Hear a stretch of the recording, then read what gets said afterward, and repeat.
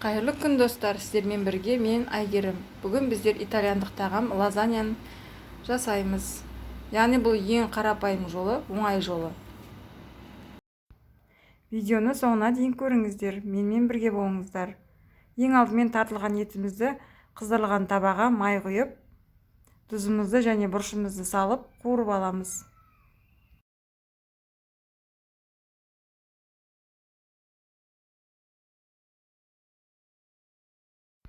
Оған туралған биязымызды қосып, жақсылап араластырамыз.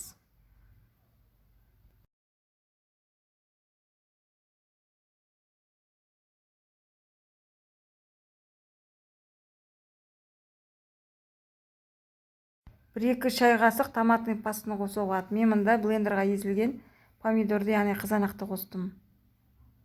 Қызарғанша тағы да араластырып қуырамыз. Ең алдымен лавашымызды ыдысымыздың формасына келтіріп кесіп аламыз. Одан кейін ыдысымызға орналастырып, бетіне қаймақ жағамыз.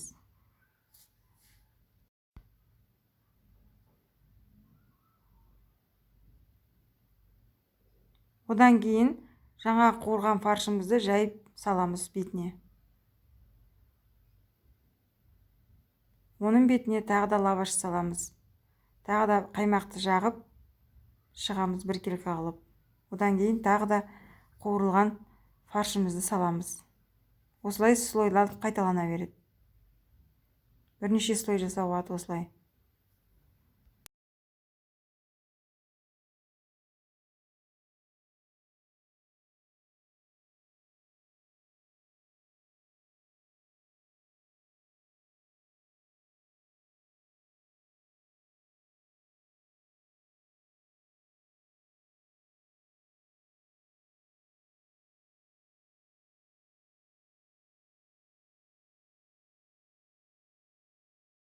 Осылай бірнеше слойдан кейін, яғни бірнеше қабаттан кейін бетіне екі лавашты қатарынан жаямыз, арасында қаймақты жағып.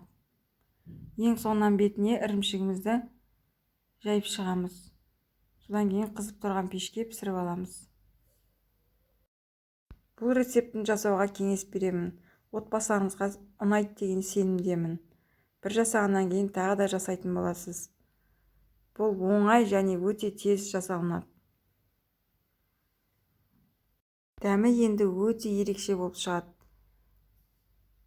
Келесі рецепттерге мен қысқа дайындық тағамдарын арнадым, яғни қысқы салаттар, аджика салатын, личо салатын тағы да бір түрімен, және де сацебель салатын рецепттері болады менің каналымда.